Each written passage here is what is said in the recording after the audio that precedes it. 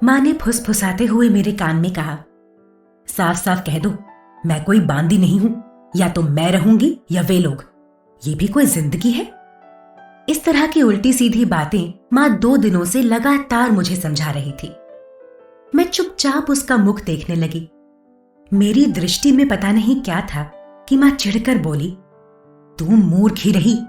आजकल अपने परिवार का तो कोई करता नहीं और तू है कि बेगानू। माँ का उपदेश अधूरा ही रह गया क्योंकि अनु ने आकर कहा, नानी अम्मा, रिक्शा आ गया। अनु को देखकर माँ का चेहरा कैसा रुक्ष हो गया, ये अनु से भी छिपा नहीं रहा। माँ ने क्रोध से उस पर दृष्टि डाली। उसका वश चलता तो वो अपनी दृष्टि से ही अनु, विनु और विजू को जला डालती। फिर कुछ रुककर तनिक कठोर स्वर में बोली, सामान रख दिया क्या? हाँ नानी अम्मा। अनु के स्वर की मिठास माँ को रिझा नहीं पाई। माँ चली गई, किंतु जाते जाते दृष्टि से ही मुझे जताती गई कि मैं बेवकूफ हूं। माँ विवाह में गई थी। लौटते हुए 2 दिन के लिए मेरे यहां आ गई। माँ पहली बार मेरे घर आई थी। मेरी गृहस्थी देखकर वो क्षुब्ध हो गई। माँ के मन में इंजीनियर की कल्पना एक धन्ना सेठ के रूप में थी। माँ के हिसाब से घर में दौलत का पहाड़ होना चाहिए था। हर भौतिक सुख, वैभव के साथ साथ सरकारी नौकरों की एक पूरी फौज होनी चाहिए थी। इन्हीं कल्पनाओं के कारण माँ ने मेरे लिए इंजीनियर पति चुना था। माँ की इन कल्पनाओं के लिए मैं कभी माँ को दोषी नहीं मानती। हमारे नाना जी साधारण क्लर्क थे, लेकिन वे तन मन दोनों से पूर्ण क्लर्क थे। वेतन से 10 गुनी उनकी ऊपर की आमदनी थी। पद उनका जरूर छोटा था, किंतु वैभव की कोई कमी नहीं थी। हर सुविधा में पल कर बड़ी हुई माँ ने उस वैभव को कभी नाजायज नहीं समझा। यही कारण था कि मेरे नितांत ईमानदार मास्टर पिता से माँ का कभी तालमेल नहीं बैठा। मुझे अब भी याद है कि मैं जब मायके जाती, माँ खोद खोद कर इनकी कमाई का हिसाब पूछती। घुमा फिरा कर नाना जी के सुख वैभव की कथा सुनाकर उसी पथ पर चलने का आग्रह करती। किंतु हम सभी भाई बहनों की नस नस में पिता की शिक्षा दीक्षा रच बस गई थी। विवाह भी हुआ तो पति पिता के मनुकूल थे।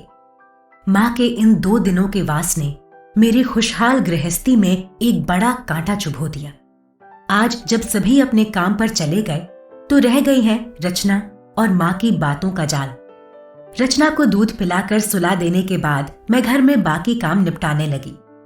ज्यादातर काम तो अनु ही निपटा जाती है, फिर भी गृहस्थी के तो कई अनदेखे काम हैं। सब कामों से निबट कर जब मैं अकेली बैठी तो माँ की बातें मुझे बींधने लगी। क्या हमने गलत किया है? क्या मैं रचना और आशीष का हक छीन रही हूं? क्या उनकी इच्छाओं को मैं पूर्ण कर पा रही हूं?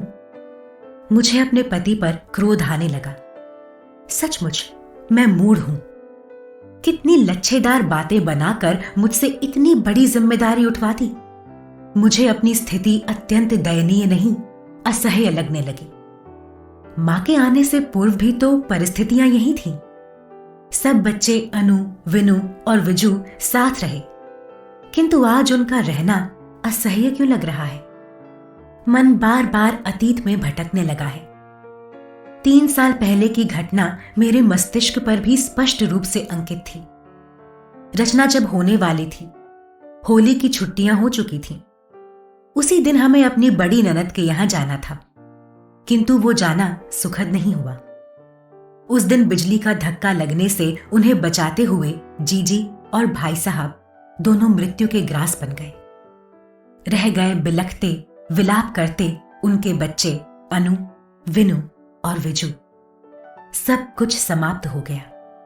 आज के युग में हर व्यक्ति अपने ही में इतना लिप्त है कि दूसरे की जिम्मेदारी का करुण क्रंदन मन को विचलित किए दे रहा था। रात्रि के सूनेपन में मेरे पति ने मुझसे लगभग रोते हुए कहा, आभा, क्या तुम इन बच्चों को संभाल सकोगी? मैं पल भर के लिए जड़ हो गई। कितनी जोड़ तोड़ से तो अपनी गृहस्थी चला रही हूं और उस पर 3 बच्चों का बोझ। मैं कुछ उत्तर नहीं दे पाई। अपना स्वार्थ बार बार मन पर हावी हो जाता। वे अतीत की गाथाएं गा गा कर मेरे हृदय में सहानुभूति जगाना चाह रहे थे। अंत में उन्होंने कहा, अपने लिए तो सभी जीते हैं, किंतु सार्थक जीवन उसी का है जो दूसरों के लिए जिए। अंततोगत्वा बच्चे हमारे साथ आ गए। घर बाहर सभी हमारी प्रशंसा करते, किंतु मेरा मन अपने स्वार्थ के लिए रह रह कर विचलित हो जाता। फिर धीरे धीरे सब कुछ सहज हो गया। इसमें सर्वाधिक हाथ 17 वर्षीय अनु का था। उन लोगों के आने के बाद हम पारिवारिक बजट बना रहे थे। तभी मामी आ जाऊं कहती हुई अनु आ गई। उस समय उसका आना अच्छा नहीं लगा था, किंतु कुछ कह नहीं पाई।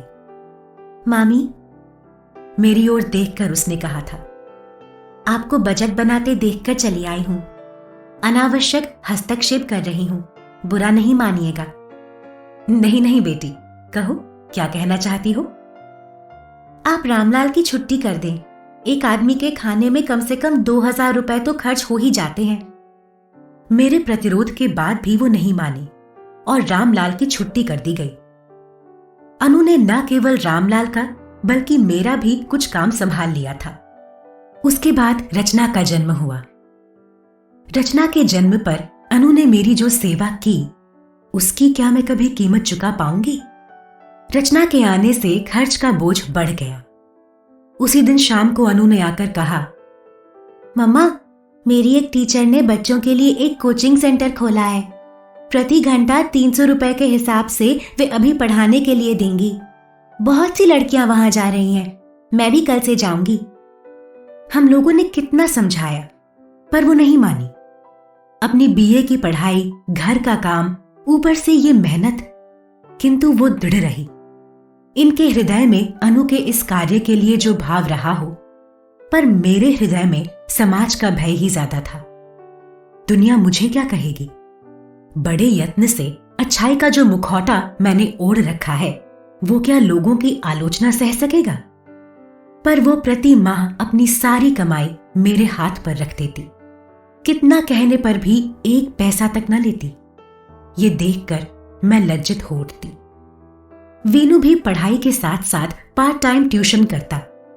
इन्होंने बहुत मना किया, पर बच्चों का एक ही नारा था, मेहनत करते हैं, चोरी तो नहीं। 3 साल देखते देखते बीत गए। आशीष और रचना दोनों की जिम्मेदारियों से मैं मुक्त थी। वो अपने अग्रजों के पदचिन्हों पर चल रहा था। कक्षा में वो कभी पीछे नहीं रहा। मेरी आंखों के सामने बारी बारी से अनु, विनू और विजू का चेहरा घूम जाता। उसके साथ साथ आशीष का भी। क्या इन बच्चों को घर से निकाल दूं? मेरा बाह्य मन हां कहता। 3 का खर्च तो कम होगा, किंतु अंतर्मन मुझे धिक्कारता। कल अगर हम दोनों नहीं रहे तो आशीष और रचना भी इसी तरह फालतू हो जाएंगे। मैं फपक फपक कर रोने लगी। क्या बात है मामी, रो क्यों रही हैं? अनु के कोमल स्वर से मेरी तंद्रा भंग हो गई। शाम हो चुकी थी। मां ने कितना अत्याचार किया मात्र 2 दिनों में।